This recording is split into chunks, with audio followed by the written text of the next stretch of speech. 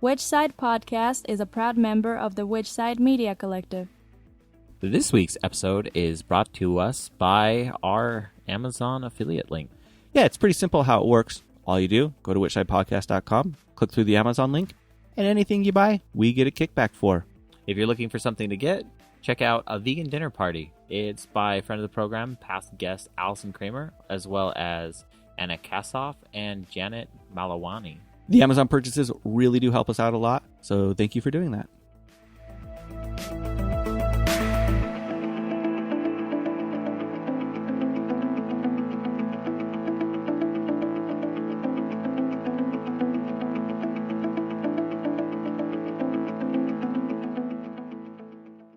This is episode 141.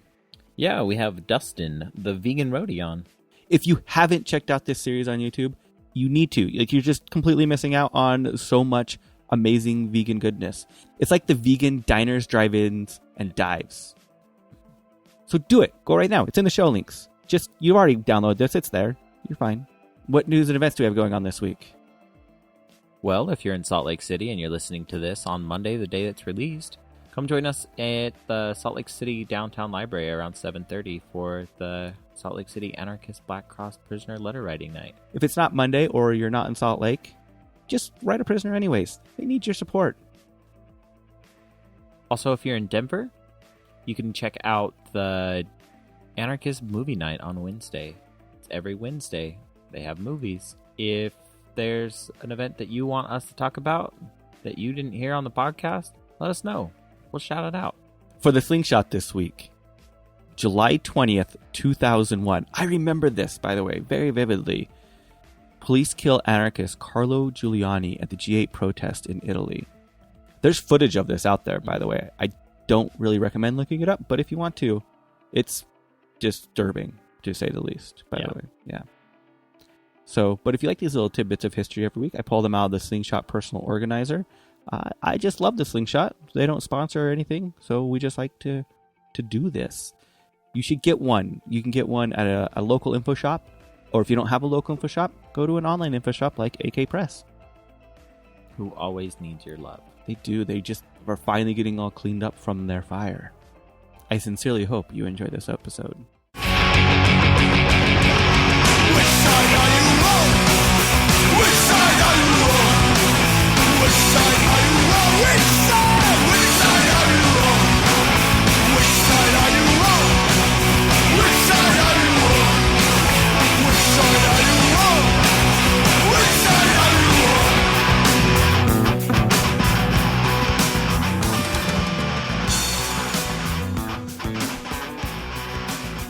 Thank you for taking your time out. Apparently you're super busy today. Is that right? Yeah, but I'm happy to do it. I'm just glad we found an hour that actually worked. So what's going on today that if I can ask? I essentially have two full-time jobs. I do the Vegan Roadie, and then I also work with a man by the name of William Berloni. He trains dogs for Broadway musicals and TV and theater and all that stuff like that. So I handle the two rescue dogs on the national tour of Annie that play Sandy. Okay. That just sounds like a shit ton of fun. Most of the time. You know, I mean, you're working with dogs, and dogs are amazing, so that part is fun, you know. But everything is a job, so you've got ups and downs with everything, you know. Yeah, For sure. So how did you get into that line of you know, I guess it would be keeping the dogs? I don't know what's the actual title. Sure, I'm a dog handler. Oh, okay, yeah, that makes sense. Yeah, I'm an idiot. Sorry. No, that's all right. So how did you fall into being a dog handler? I started as I'm an actor by trade. I started as an actor, and in 2008 I toured on the national tour of Annie as an actor, and it was a one-nighter tour. So you're basically doing the show and then getting on the bus, going to the next city, and then doing the show again, getting on the bus. And they had me seated on the bus across from the kids who were playing the orphans in the show, who were all wonderful and lovely. But after about 2, 3, 4 weeks of that, I kind of was like, I cannot ride on the bus with children and then work with them at night. Like I just needed a little break, so I went to the dog handler on that show and said, "Hey, can I ride in the van with you?" Because the dogs rode separately. And I kind of got into it a little bit that way. And then after Annie, I reached out to William Berloni of William Berloni Theatrical Animals, and kind of slowly things started to pop up, and I was able to start getting work with him. And that's kept me going for the last 5-6 years. I've been working with him, and he's got a reality show coming out and everything. So he's an amazing man, does a lot of great work. So I've been very blessed to get to learn from him. So were you vegan before this, or did you kind of like come into veganism like during it? No, I was, let's see, when was that? 2000. Yeah, I mean, I guess I was vegan when I started with Bill, and then I kind of went in and out with it for a few years because, I mean, I never went back to meat. Once I stopped eating meat, I totally was done with it. But cheese and dairy would kind of make its way back in because I was traveling a lot for work. And it's extremely difficult to stay vegan on the road. Well, at least it was. And then I knew I did the Broadway revival of Annie. And I was, back home in New York for a good year and a half. So I had a kitchen, and I started, I made a commitment to myself to stay vegan 100%. And in doing so, I realized how easy it actually was to maintain a vegan diet. And I knew I was going to go back out on the road. So I made a commitment to myself to create a resource this time when I went out on the road with Annie for other vegans and veg curious out there to see that there's stuff out there, to show people that these things exist. And that's kind of how the Vegan Roadie was born, Mm-hmm. What really brought you to veganism, like in the first place? And then like, was there like a defining moment that made you make that final commitment of like, I'm not going to, be wishy-washy a little bit? Yeah. Initially it was health. And, of course I wanted to lose a little weight, and my numbers at the doctor weren't awesome. So I, started reading up on things a little bit and thought, okay, I'll give this a shot. And I just started substituting things out, and it wasn't that difficult. And then eventually, as any good vegan does, you start to do your research even more, and your world starts to crash around you of what is going on in the food system. As I'm sure you guys have experienced, and many of your listeners and people you talk to have. And, now it's more than the health. Now, it's a compassionate living and welfare for animals and everything that goes along with that. But, that all took time because my whole, my platform on this too, to speak to, omnivores isn't to preach to them. It's to kind of just show them food that's delicious. But in doing so and doing my own research, of course, I start to, I'm a human being. I start to feel for these animals and the world around us and everything that's going on. So it all kind of gradually has become more than it was. It started with health, and then it moved into the whole spectrum of what veganism is. I always find it funny because it was like, oh, I'm going to, go on this diet and be more healthy. Then it's like, fuck, now I have to change my whole life. Right. Yeah. Exactly. That's what everybody thinks. And everyone gets terrified, and then they just go, order a steak to, get over it. And it's kind of, if everyone just took it one step at a time and they were a little easier on themselves with it, I think they would find it to be a lot easier than it actually is. Did you find, like once you made that commitment, it was hard to maintain, or was it really only hard when there wasn't that compassionate aspect to it? The only thing I crash for cheese pizza. That's like my biggest fault right there as a vegan. And, I'm committed now, even as a chef. I went to, after the Broadway gig, I went to culinary school for 6 months, and I'm going to continue my education with Ruby Online plant certification courses. And I'm kind of on a crusade now to create the perfect vegan pizza. Not to say I haven't had any across the miles now, but that's kind of my passion now. Is I started thinking about, okay, what food do I really love that I don't necessarily miss, but would be great if there was an awesome vegan version of it. And pizza for me is right up there on the list. So, I wouldn't say I miss things. I don't miss anything, but every now and then I kind of crave a cheese pizza, and the pizza that out there isn't really doing it for me as far as vegan pizza. Okay. Cause you just, you just said something that I love pizza. It's one of those things that I've actually craved. And I'd say in probably the last 4 years, most places I've been, I've had truly amazing vegan pizzas. Mhm. Yeah, I have. I've had some fantastic pizza. There's a place in Anaheim, California that is literally, their name is called, it's Vegan Pizza. That's their name. Okay, I don't know why I haven't heard of this place yet, Yeah, but it's so fantastic. I was blown away. My partner is not vegan, and he goes with me to places when he's out on the road with me. And it's kind of fun having someone with me who's not vegan, because then he tries all the food and he's kind of amazed by it too, you know? Mhm. And that's when I know something is truly good. When I look at him and he's like, oh, this is great, we have to come back here again. I'm like, okay, then it's good. It's not just me, you know, my vegan brain going, no, yeah, it's fine. But yeah, this place called Vegan Pizza blew my mind. There's another place called Healthy Junk, and they've got great pizza. There's another one in there's a whole bunch. There really just are. There's so many places now coming up with so many different things. So it's been so exciting in this process of the Vegan Roadie to discover these places and find foods that I love, you know? so sorry, Jordan. I was just going to say, I don't think that here in Salt Lake that I can count on my hand how many pizza places. There's so many that offer vegan options.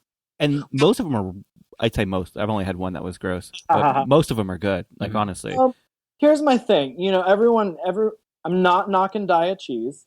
A lot of people just turn to diet cheese, though, as the answer for vegan pizza. Yeah. I just kind of feel that there's more out there than that. And when I've run into places that are exploring more and going past the diet option, that's when I'm kind of blown away a little more. Mm-hmm.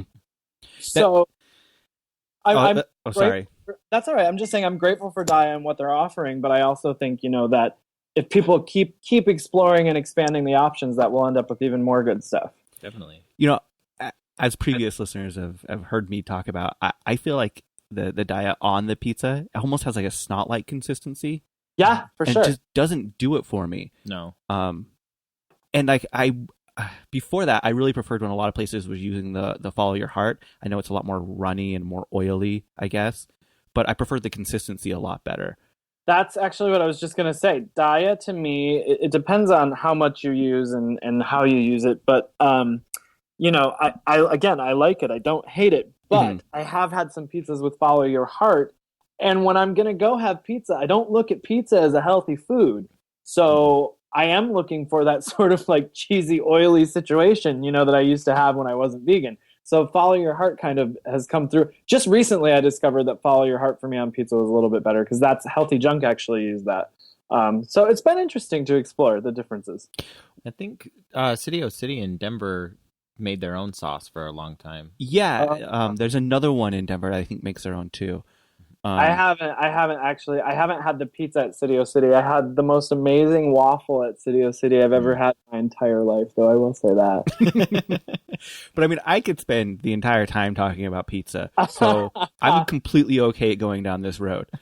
One of the things that I have found that I really enjoy if I'm going to be making it myself at home is like an 70-30 mix of Follow Your Heart to the Daya, because you get the little more stringy consistency with the Daya, but the flavor more of the Follow Your Heart. I actually haven't. One of the things I want to do is I've been on the road now for a year. I'm so excited. I get home in just about a little over a week, and I cannot wait to get in my kitchen and start playing around with different cheeses and experimenting with pizza crust to come up with something that I think is perfect, even though I've had stuff that I do think is really good. I've also done diet cheese with a little bit of like truffle oil, and that's fantastic too. Oh, that sounds great. So when you say perfect pizza, what are you looking for in your perfect pizza? I'm looking for that cheese that stretches a little bit when you take a bite, and that you know, the cheesy taste, which is why it's so difficult to find, because you've got these things like Daya and Follow Your Heart that are like almost hitting a home run with the cheesy taste, but then there's still something just a touch off about it. Yet it still satisfies as a vegan. But I want to find that piece of pizza, that piece of cheese pizza that I can give to omnivore and have them be delighted by it. One of the things I find for myself that is true that I know a lot of people aren't the same way with, I went so long being vegan without a good vegan cheese. So I'm so used to pizzas without any cheese that I actually like it. Like I'll just I do too. I actually do like pizza without cheese. Just like a nice brushed olive oil is awesome on a pizza too. For sure. That's too healthy for me. I'm with you on the pizza ain't healthy. Let's not go down that road. It's oil. I do like nutritionally sprinkled on top if you're not gonna have cheese. Not for the health. I just like the flavor of it. Yeah. I like that. See, now I have to go make a pizza crust after this so I can have dinner. Yeah. Well, if you want to make it healthy, you can go for that cauliflower crust if you're going down that road. Nope.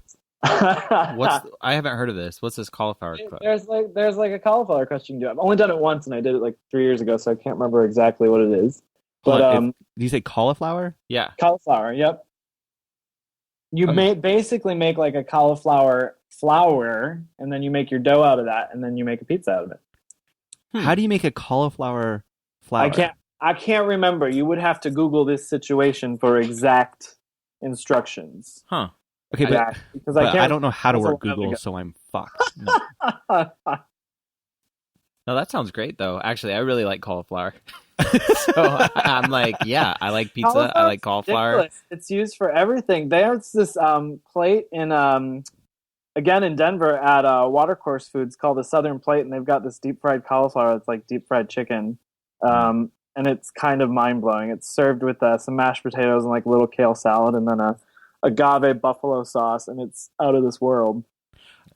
I like Watercourse. I'm just so glad I don't live right next to it or in driving distance, because I would go there all the freaking time. Yeah, I would probably go there every day as well. It's a little ridiculous. And then City O City being, a sister restaurant of them, it's all fantastic. So, I mean, that waffle I had at City O City, you guys, I have to tell you, it's this waffle with like a tofu scramble and then a coconut milk fondue poured over top with some seasonal vegetables. It's ridiculous. If you ever go, you have to have it. I swear that's what my daughter ordered.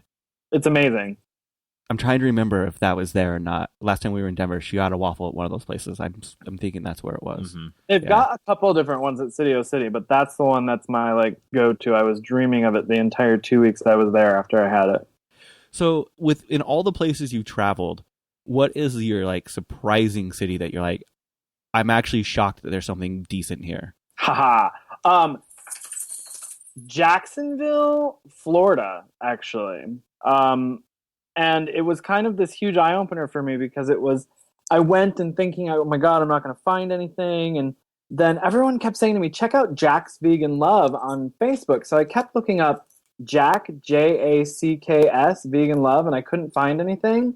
Come to find out, Jacksonville shortens themselves with JAX. They call themselves Jack's. So it was Jack's Vegan Love. So once I finally found it, I found this woman. Her name was Jessica Campbell, and she is vegan. And she has single-handedly gone into all these restaurants that don't necessarily have a vegan option. And she's been like, well, hey, if you did this, if you added, if you use Vegenaise instead of mayo, or if you did this to that, then you could have a vegan option. And I went out to lunch with her, and she literally has pointed out all these restaurants that have now either added things to their menu or made adjustments to their menu. So it kind of blew my mind how this one person in this community has done this. And then because of that, once I saw everything she did, Jacksonville truly blew my mind because it really did offer all these options. That's amazing. I really wish more people would do that. I just didn't think that it was like a thing that would actually work. Yeah, I've always dreamed of having a consultancy that's where all you did was be like, hey, here's how you can, take out this one ingredient and you got fucking vegan donuts. Like, yeah. Well, I think we're getting to that. And the thing about her is it's interesting you say that because we went out for sushi, and of course they had a sushi roll on the menu named after her called Jack's Vegan Love. Yeah, right? She's like the queen of vegan in Jacksonville. And I said, how did you get people to do this? Because I'm just imagining like, some chef at a high-end restaurant and she walks into the kitchen. I'd be like, get the hell out of here, Mm-hmm. Yeah. But she said, she's a Southern girl. And she said, well, I just put on my Southern charm and I walked in and said, hey. So it doesn't work for everybody. She certainly has the edge on, making those things happen. But thankfully, she's making big changes for her whole community. So it was really awesome to see. That is awesome. Jordan would walk in, they'd be like, who is this bearded scary guy? Get out now. Get out. Exactly. We don't need any dishwashers. I'd probably have the same effect. That is truly amazing, though. If I'm ever have the unfortunate of being in Florida, I will have to do that. Oh my gosh, yeah, no kidding. I try and love Florida every time I go, and for some reason I just can't. I can't embrace it the way I should. But I've gotten better. There's no reason to embrace Florida. You got Orlando. You got Disney World, man. There's some sacrifices we have to live with. Yes. So you mentioned that your partner's not vegan. Right. And he's actually from Florida. Oh, so like there's two strikes. Yeah. Right? Yeah. I was just saying, like, how do you do that? Like, honestly, because I've only really ever had vegan partners, so this is the only world I know. I wouldn't even really know how not to.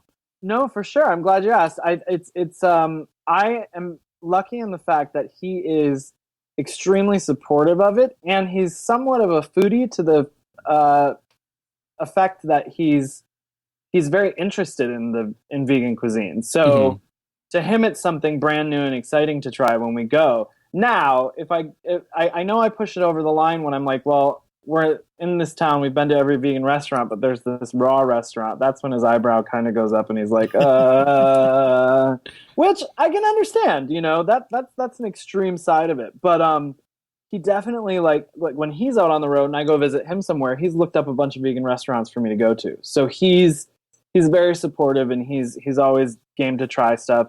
And he's kind of, just like for me, I started it because of the health reasons. And then as time has progressed, I've become, aware of everything going on, and there's more behind it now. He's kind of, we've been together 3 years now, and as time progressed, his meat intake has become less and less. And he started, like I had to watch, we watched Vegucated, and we were meeting with the producers to talk about some stuff, and so he wanted to watch it too, and he was definitely affected by that. It's those things like that. It's not a documentary he would have necessarily watched before, but he watched it, and I know he's eaten less meat since he watched that movie. You know what I mean? Mm-hmm. Do you ever find yourself being like preachy about veganism to him? Only in the last couple months, and I try and slap myself on the wrist and stop, because that's just not the person I want to be. I don't think preaching promotes change. If anything, I think preaching just promotes aggravation and, people debating, throwing themselves up against a wall, because if you're just preaching, you're just trying to be right, Yeah. And so I have conversations with him, but there've been a couple times when he'd be like, oh, I'm going to make, he said I'm like making dinner on a text or something. I was like, oh, what are you going to have? He said something like turkey burgers. And I think I sent him a picture of a turkey with a gun to its head. So, and in that moment, I was like, okay, I'm crossing the line. I'm not going to do that again.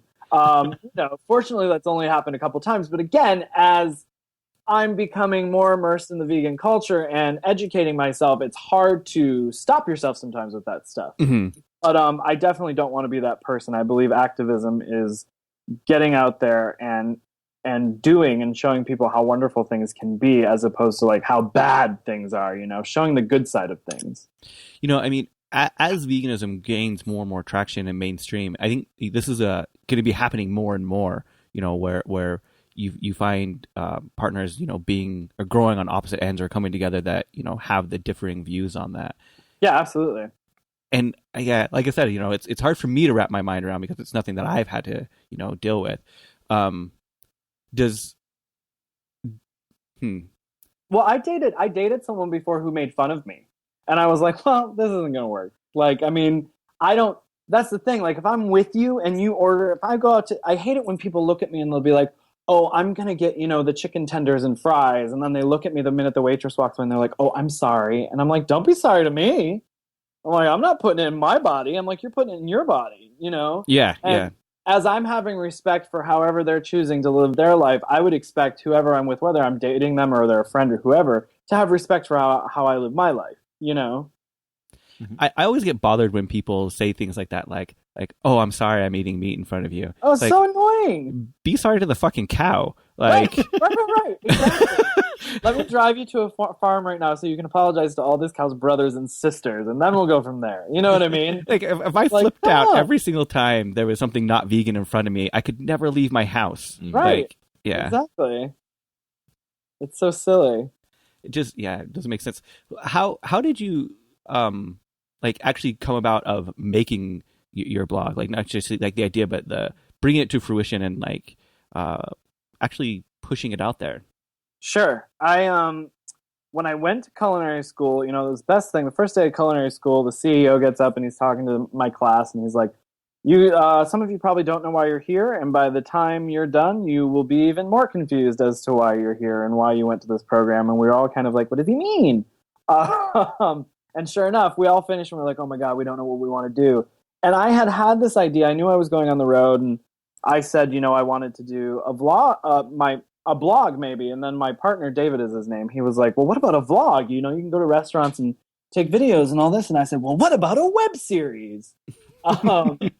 Not taking into consideration how much work a web series actually is at the time. But once I said it, there was kind of no stopping me. I was finally, as an actor, you grow up in the business kind of having to network yourself, and I was really bad at it. And then once I had something I was passionate about, and then I was going to be the host of this show, networking the Vegan Roadie became one of the easiest and fun things that I had ever sort of done. So I went about it by starting a Kickstarter. First we said blog, then we said vlog, then I said web series, then my brain exploded basically. And then I kind of, got my allies in check and started talking to different vegan bloggers and producers and people who had done stuff, and looking at people's Kickstarters and what was good and what was bad, and who had made the money and who had passed their goal and who had made $10,000 past their goal. And I'd watch these videos over and over and try and figure out what they did right and what they did wrong. And I was reading the guidelines to Kickstarter over and over and over to make sure that, whatever I did, whatever I ended up putting out there was successful. Because to me, if you're gonna do that Kickstarter, do your research, know exactly what you're doing, what you're offering, what your message is, what you're trying to give to people. And most of all, be creating a resource that is something people can use, So it kind of started by the Kickstarter, and I just went into it, and things started just falling into place. It was kind of amazing. I found a cameraman who's the boyfriend of a very long time friend, and he was kind of on board and ready to go with it. And then I budgeted it out, and then I set the Kickstarter. We went and filmed our first episode in the Kickstarter on my dime. And in Ann Arbor, Michigan, and it was great. We had such a blast filming it, and the first people we worked with at the first restaurant were so thankful that we were there and so appreciative and encouraging about what we were doing that it felt so right. And that kind of going. And we guidelines all through the month that we had the Kickstarter. Kickstarter was like another full-time job. Once it starts, you don't just put the video out there. You've got to be talking to people every day about it, and make sure that you're not being annoying too, like blowing people's email boxes up. You got to be careful. So once we got the Kickstarter, we got the money, we kind of were off and rolling then. So basically, I was just thinking about the Kickstarter a little bit more. So many people try to do the vegan thing on Kickstarter, and they have a bunch of different things, but they I don't know, they end up failing a lot. Yeah, I've seen lots of vegan things fail, unfortunately. Uh-huh. Yeah, I think one of the things is you've got to have, before you even start, Demetrius Bagley, who's a producer on Vegucated, I met with him and had a chat with him, and he was like, you've got to have your allies in line. You've got to have people that have a following already, and they're going to kind of send your Kickstarter out there into the world. Because if you don't have that, you're kind of just sending your Kickstarter to family and friends. Mm-hmm. And a lot of us as vegans, I would still say, even though even after this journey, a lot of my friends who have been with me a long time who are like, oh my God, of course I'll support you. They're not, I'm sorry, they're not vegan. Those people are not vegan. It's your family and friends that are not vegan that are definitely going to support you. So then you're looking at pulling money from people that are not part of that community. And that's great, but that's only going to get you so far. So you need the allies to sort of line up with and push you, that believe in your project, that are going to push it out there and send it out to people. I saw someone on Kickstarter, and they had this idea for a vegan creamer that came in the little, the little plastic to-go things. one, the little plastic things. And I was like, this is brilliant. This is just money waiting to happen. but they also asked for some crazy amount, like $100,000 or something to like, and they had no video to back it up. They had nothing. And it just kind of, it made me so sad because I was like, first of all, you just gave your idea away to a bunch of people. Second of all, you weren't like ready to roll with it, and they didn't get funded. And it totally bummed me out because I thought it was a brilliant idea, and that's going to happen. Like those vegan, I think it probably already has happened. That's something that's certainly going to happen, but it's like they didn't take the time. Like if you're going to put all your effort into a Kickstarter, you've got to put all your effort into it. So it blows my mind, the people that kind of go out there. But that's what I said. I started looking at videos of people that succeeded and people that did not, trying to like make a list of what to do right and what not to do. Do you feel that like crowdsourced funding is like the new form of getting this type of product out there, or do you really think that it's really going to take more mainstream, not necessarily funding, but just more mainstream traditional ways before it gets truly accepted? Because I almost feel like right now a lot of it is just like pushing each other. So like we push each other up, and like you'll help one and it will start, and then it will fail. Then you help another one, it will start, and then it will fail. Do you know what I mean? Yeah, certainly. I think the interesting part, when we played the West Coast a little bit, and we, I had a couple meetings in LA, and I talked to some executives at some networks, and it was kind of it was what everyone had to say was all the same across the board, that they loved the show, they loved everything going on in it and what it was about, but their problem was that it was still too niche of a market. And Jason Roble had a show called How to Live to 100 on the Cooking Channel, and he had said in a letter after it was canceled that, and it was a vegan show, I don't know if you guys were familiar with it, but he had said in a letter after that the executives basically said the viewers want burgers, pizza, and beer. So I think in an effort to mainstream it, and what I'm trying to think of for the next step for the Vegan Roadie is kind of along those lines. I'm like, it's not that I don't want to talk to vegans. Clearly I want to talk to vegans, but I want to create something that's sort of universal, that's getting the attention of omnivores. So if that means sort of like burgers, pizza, and beer, like by all means, let me go down that road. I don't have a problem with that, But I do, as far as, crowdfunding and the mainstream and all that, I don't know. I think veganism is they say it's a niche market, but then I talk to so many people who want it. So I'm so confused, after this whole year, I'm like, is it really that niche of a market when everyone's saying they, want it? People are more interested in it now more than ever, I think the high number right now is about 4% of the U.S. population is vegan, and I think it's like upwards of 9 or 10 are vegetarian, something like that. So I mean, it's definitely growing, and those are I think those are probably a little high as far as from what I've heard. Right. Yeah. Right. But I mean, we have about 400 million people here. Yeah. Something like that. Yeah. So I mean 4%. That's a shit ton. I think if there were a show that focused on the fact, and I hate to take the word vegan out of things. I use the word vegan in mind so that vegans could find the Vegan Roadie and knew what it was about. But I think if a main network were to focus on a show that it was where it was plant-based cuisine and took the word vegan out of it, they might have more luck with it. And just focused on it being how innovative plant-based cuisine is. Because to me, that's what it is now. That's what I'm trying to tell people and show people, that like there are these amazing chefs out there creating outstanding dishes with plants. And that it's mind-blowing when you look at some of this stuff, what they're doing and what they're creating. Have you ever really thought about taking it away from a food focus sometimes and focusing on the other aspects of vegan lifestyle? I'm doing a new web series called Oh My God, That's Vegan. And that's sort of in the interim of planning season 2 of the Vegan Roadie. And we do step away a little bit, but I wouldn't say a lot. We haven't yet. But I'm certainly open to suggestions. But this web series kind of allows me to do that if I want to step away from food and look at other aspects as well. That's just one thing that I've always craved as a vegan. That's kind of like why we started the show, is just more the lifestyle aspects of veganism, not just the necessarily foodie aspects. Because as vegans, our stomachs are political, so we focus on that a shit ton because it's a huge part of our lives, but it's not the only part. Yeah, no, I met a woman in Denver who was so mad about that. Actually, she runs a shoe store that's all vegan. It had great shoes. But she literally said to me, she was like, she goes, I don't care if there's some children in a sweatshop making these shoes as long as they're vegan. And I was like, oh, okay. So like I was like, so you care about the animals? I was like, but then you don't care about the children making, who are making the I was very confused by that statement.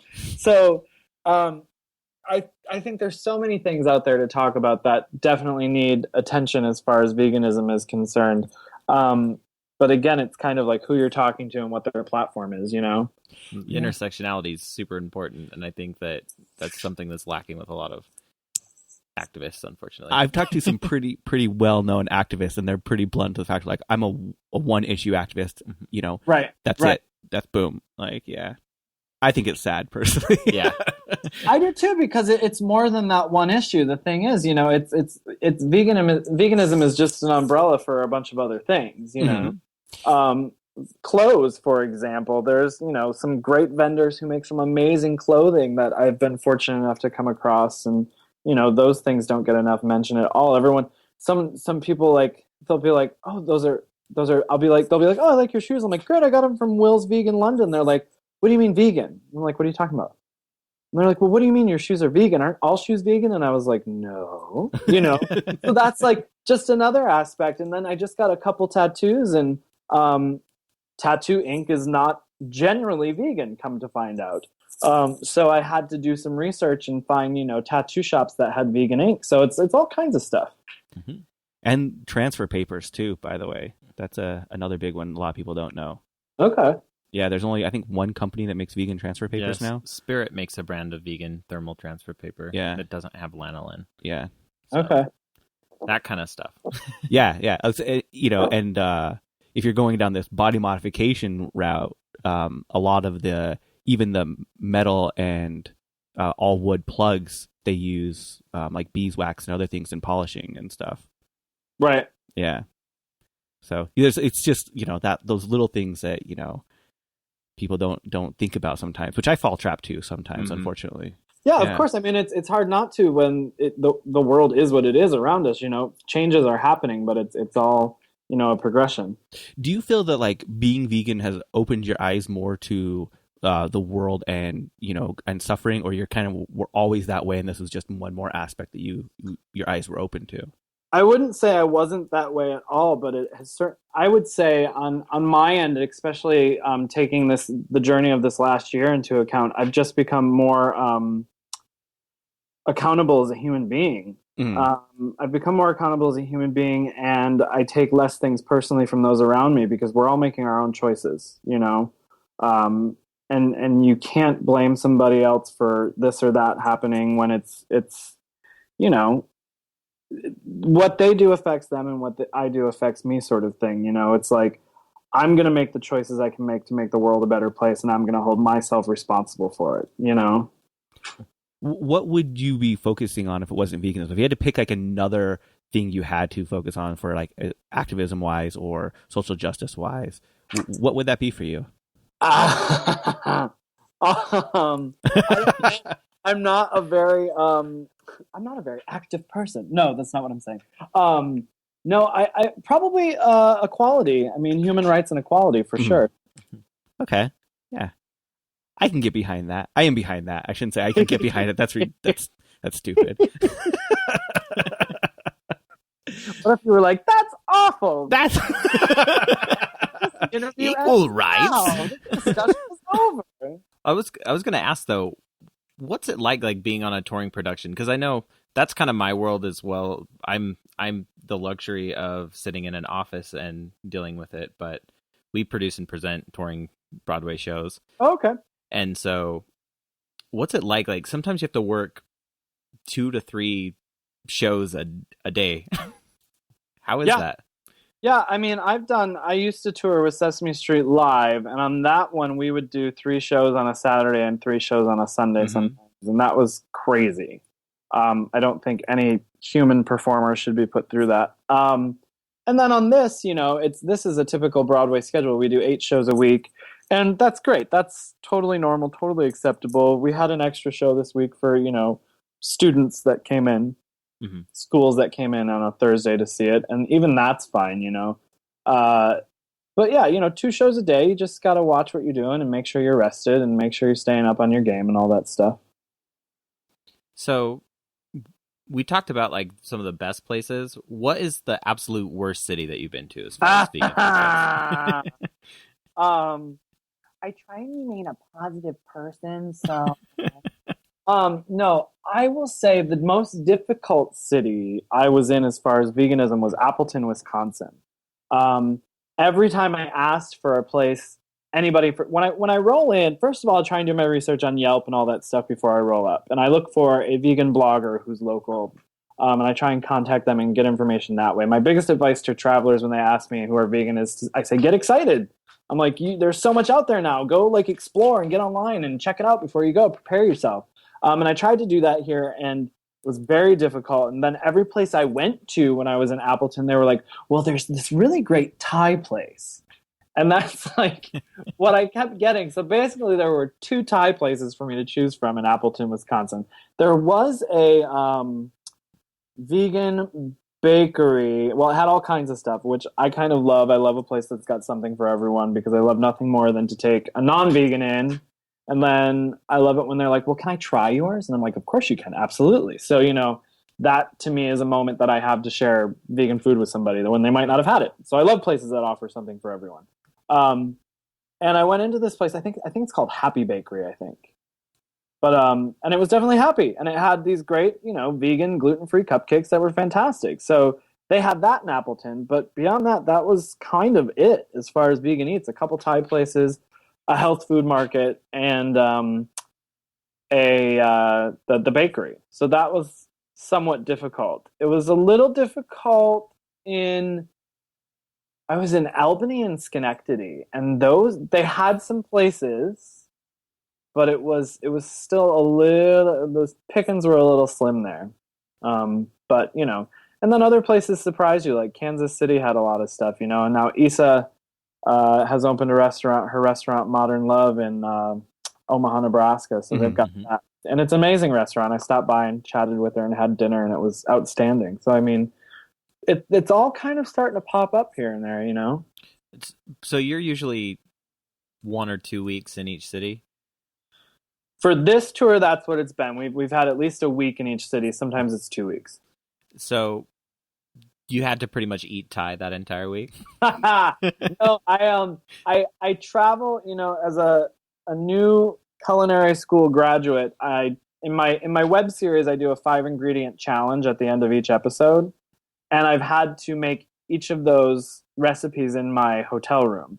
So, and my thought behind that was not to show people how to cook in a hotel room, but to say, hey, if I can make this in my hotel room, you can absolutely make it in your kitchen at home. You have no excuse whatsoever.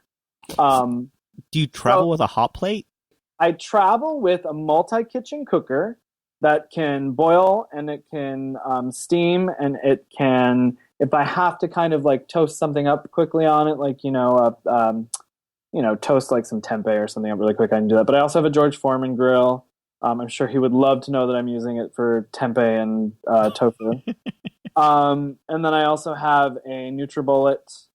And I mean, I can't even. I had a third suitcase basically that I called my kitchen suitcase. And it was full of spices, and it was full of ingredients, and I had an immersion blender. And I'm getting ready to go home in a week, so it's all packed in a box now. And I haven't taken it out of my van in 2 weeks, thank God, because it was starting to drive me crazy. Because I don't suggest cooking in a hotel room to anyone. I don't think it's very sanitary, and it's not fun. Like, you don't have a kitchen, you know, it's very difficult. But I also had to recipe test for my episodes, and I wasn't going to put recipes up there that I didn't believe in, you know. Mm-hmm. So I mean, at one point, a couple of weeks ago, I got a waffle maker. Like, no one's going to be traveling around with a waffle maker in their hotel room, you know. But I was entering a contest, and it was part of the recipe, so I had it. But so yeah, I had a third suitcase, and it had all these things in it. And so that week in Appleton, I kind of just, you know, went crazy, and I made a bunch of food, and it was great. And there's staples, there's stuff you can do in a hotel room without all that stuff. You know, I have some staples if I get a hotel fridge that I can get, and those kind of, I'll get like, you know, 4 or 5 items that can be used to make different recipes, basically. Easy things.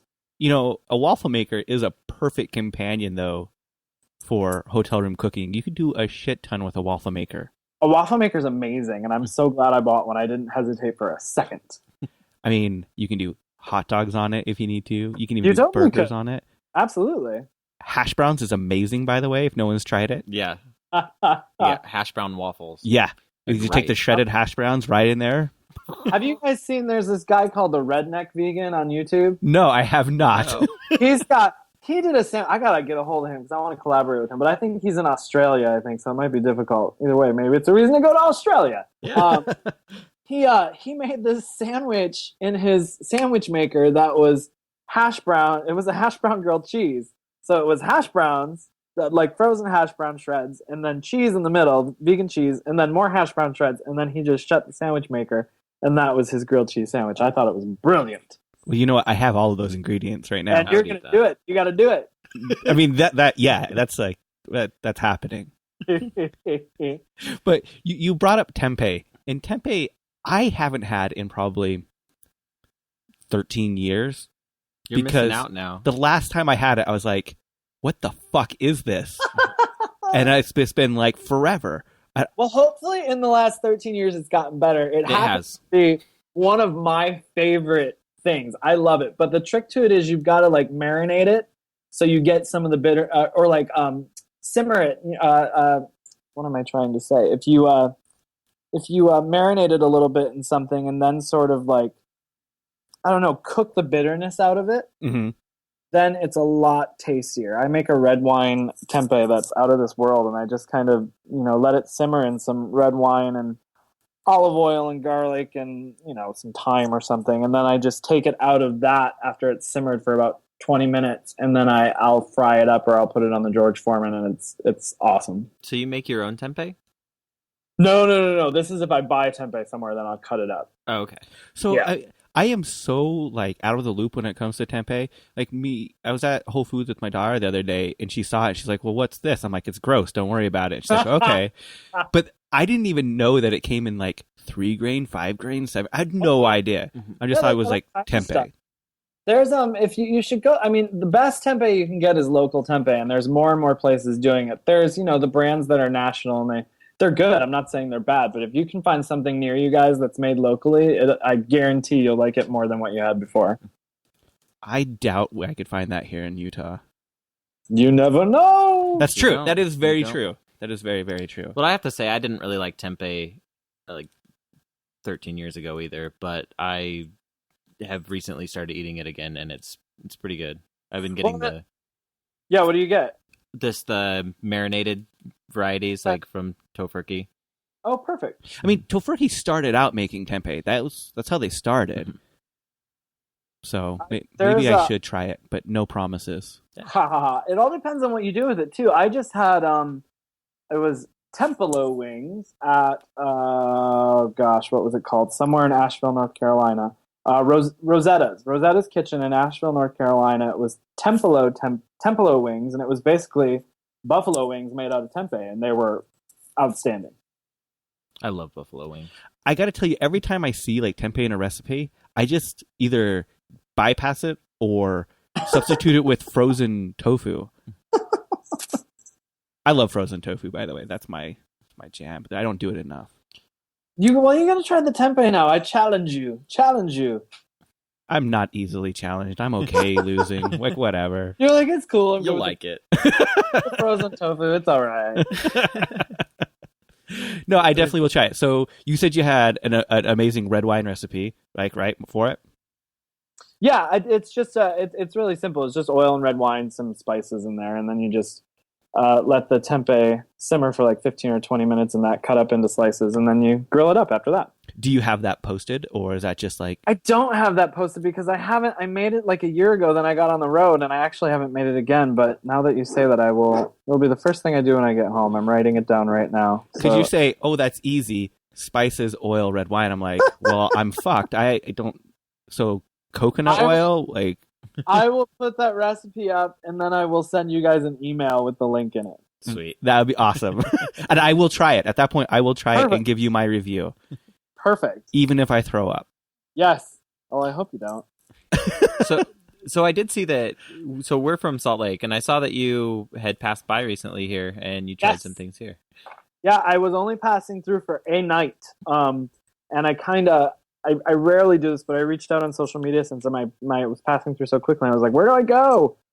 So I ended up at Vertical Diner, and then what is it? It's a bakery, City Cake. Okay. City Cakes. There, I was close. Yeah, City Cakes. Both of them were fantastic. I saw that you got the buffalo wings there. I sure did. I actually made those be a part of the menu there. I believe they're called Buffalo Tigers. They are. They were originally called Jordan's Buffalo Tigers. All right. Well, then what happened to that name? Come on now. The chef changed. It was a friend of mine. Yeah, those were fantastic. Yeah, they're really good. And then City Cake is actually one of 3 vegan bakeries now. Yeah. Here. Yeah. Yeah, I was kind of amazed when I sat down at Vertical Diner. Like I said, I try and chat with people especially when I hit my first day in a city. Unfortunately, in Salt Lake, I only had literally less than 24 hours. I probably had 12 hours. I got there, went to dinner, slept, and then got up, had breakfast, and left. But when I sit down to a table at the first restaurant, I always try and take my server for all they're worth. I'm like, really, just tell me what's going on here. And for the most part, they've all been very, very helpful across the country. But when I was talking to my server at Vertical Diner, I was kind of blown away at how many suggestions they had. And then I was bummed out I wasn't going to be in Salt Lake City longer. Well, there is a new performing arts center in 1617, so. Well, there you go. There you go. Unfortunately, but fortunately for me, I mean, I guess no way. I'm hanging up my musical touring shoes for a while, and I'm going to focus on the Vegan Roadie. So I will still be traveling, just in a different capacity. So what you're saying is that if people put enough effort into something, they can make veganism their career. I suppose, but I think it's more about passion than effort. I think you have to have the passion behind it to enable yourself to put the effort in it, or else it's going to be fruitless. I mean, if you don't have any passion and you're just trying to, make a business out of being vegan, I don't think people are going to be very interested in it. So if you're passionless but a hack like me, there's just nothing there, right? If you're passionate about being a hack, perhaps it's possible then. So what are your plans? Can I ask what are your plans in the future with that to bring that to fruition? Yeah, absolutely. I mean, like I said, we went to LA and chatted with people, and the feedback was great, but at the same time, the bottom line wasn't necessarily what we were hoping. That being said, I'm not giving up. My mission on this was to create a resource for people, and I'm going to continue to do so. I'm going to do some work on the website that's going to make it more interactive with people so that they can start chiming into the website and giving their 2 cents about restaurants as they travel around the country, and hopefully then people will start talking to each other and it will promote conversation. That's going to take a while. Of course, I'm not a web wizard, so I'm going to have to start working with somebody to do that. And eventually we're going to film a season 2 of the Vegan Roadie, and I'm working on the other web series right now. Oh my God, that's vegan. First one's going to be out October 1st. We're going to have 12 episodes of that.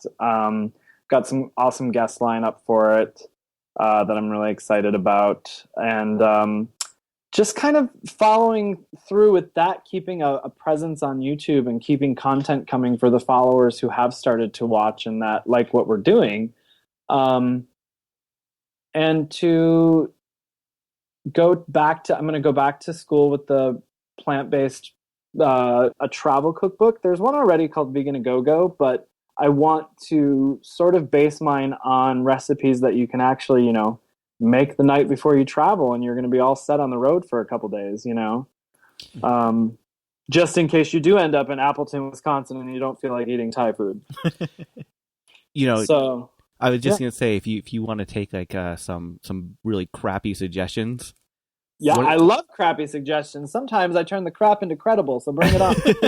One of the things I've always wanted and not passionate about creating, but just wish it was there, was as a vegan parent, is knowing how really kid-friendly vegan restaurants are when we're traveling and going places.